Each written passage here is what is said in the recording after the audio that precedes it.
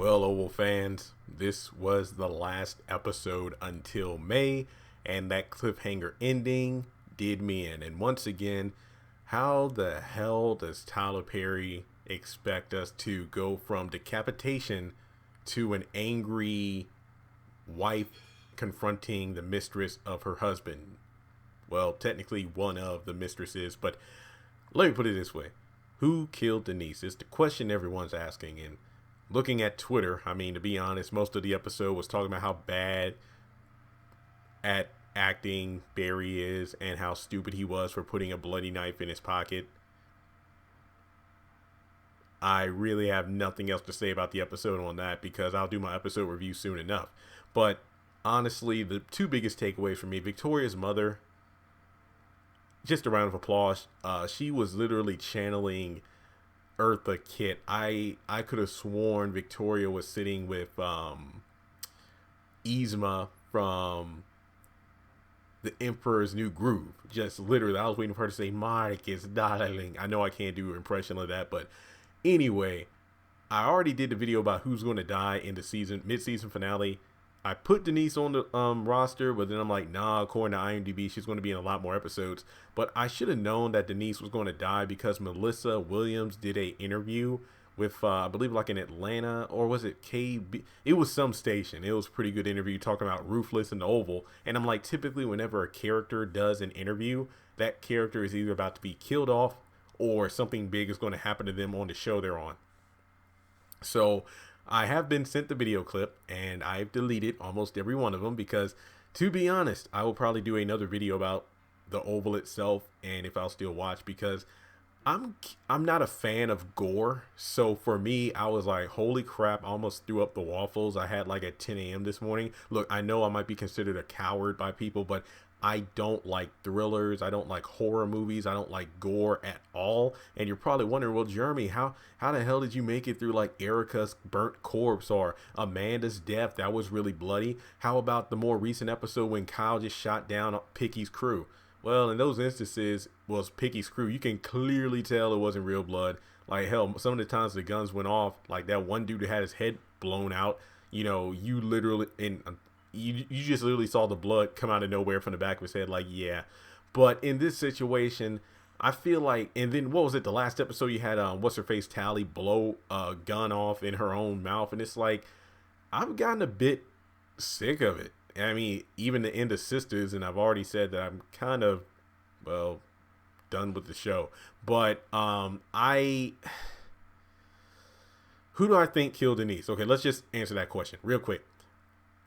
Probably Kyle, or at the very least, Kyle is working for Victoria's parents. I have no doubt about that. Isn't it a bit too coincidental that he squirmed his way to the top of the security chain, knocking Max out of the position? Then Victoria's mom told Victoria, oh, don't worry. You worry about those kids in line, getting them in line. Your father will take care of Hunter. And that most likely includes his whore, Denise, as well.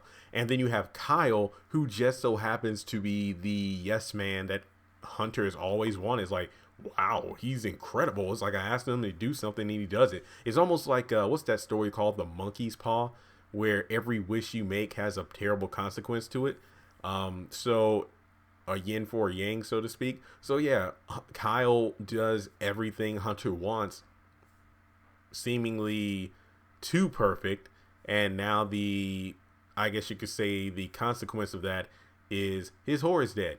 Now you look at it this way: when he talked with Sam about cutting off the cameras for like 1405 to 1409 hours, probably to make sure that part of the West Wing is dead. Like there's nobody who will see who's coming in and out of the West Wing during that time period.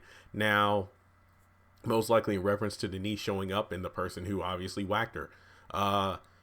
Then Kyle was like, you have 1 hour, and then him and Denise did his thing.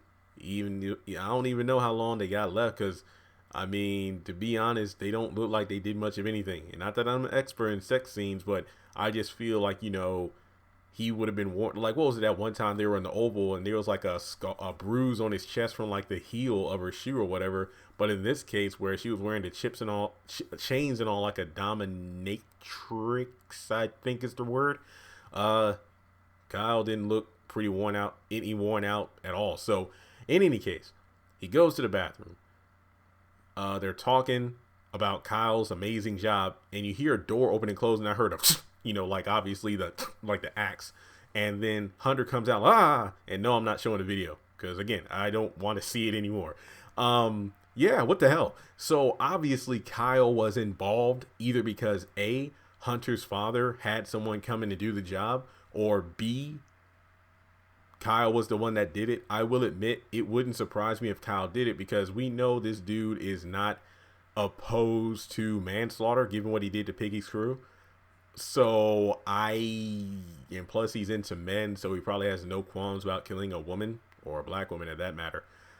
I'm guessing it was either Kyle or it was someone that Victoria's father sent in to get the job done. I could not tell you exactly who did it, but I just know that it's obviously connected to Victoria's parents. Kyle had a hand in it, maybe even an axe, but wow, I did not expect the episode to end like that. No warning whatsoever, except when I went on Twitter and saw everybody talking about it, and in the Facebook group, and in my Instagram DMs. So without further ado, yeah, what a way to go out on the show. What is it? February, March, April, May. Yeah, for almost 4 months the show. Well, we don't know what exact day of May the show is going to come back on, but if it's like early May, then the show is going to be gone for like 4 months. But during that time, I'm pretty much assuming that we'll have the haves and the have-nots, of course. Maybe If Loving You Is Wrong will come on right after the haves and the have-nots end. So I guess you could say the BET shows are going to be taking a break, except for Sisters. But like I said in another video, not a lot of high demand for the videos for Sisters. So I'm kind of iffy if I'll still review the show. And who knows when Greenleaf is going to come back for the back half of season 4. I think they have like 8 episodes left. But with that being said, again, a shocking ending. Both Roof and Denise are dead. So, okay. The series focusing on Ruthless is coming to BET Plus in March, so that's something to look forward to. And I believe it was said that all the episodes of The Oval will be available on BET Plus. So if you haven't watched the episodes, if you haven't caught up, if you've been meaning to catch up, now's the time to do so. But kind of going back to what I said before, I'm not really a fan of this gore. I'm just not. So I am iffy on whether or not I'll watch the show when it comes back on in May. It depends on if these videos do well. I will say that much.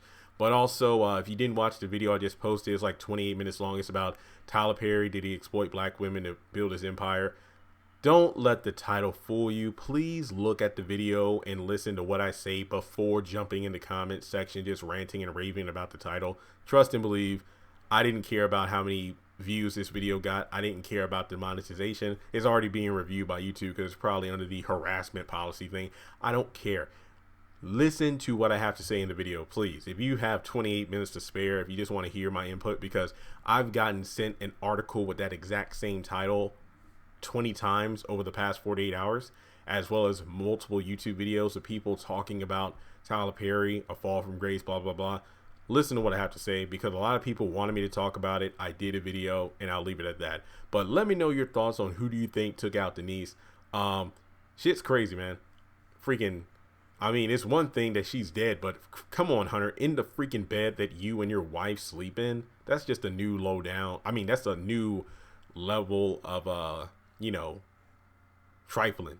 But yeah, I think Kyle was connected. It's not a coincidence that he is so damn good at what he does. And as Sam said, we need somebody to monitor him, the president, kind of keep him in line. But Kyle just giving the president what he wants. Obviously, the saying goes, when something seems too good to be true, it usually is. You get your whore into the president's residency with him in the first lady's bed. You get the family out of the White House for like an hour. Come on now. Come on. But yeah, it was definitely, putting my feelings of gore and everything aside, it was a pretty shocking end of the episode. I will say that much. But let me know your thoughts in the comment section below. Who do you think killed Denise?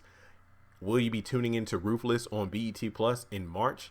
And I wonder if Denise will even be in that series. And we know it's called Ruthless, which is going to focus on Roof and her daughter, but that doesn't mean Denise might not show up at some point. You never know.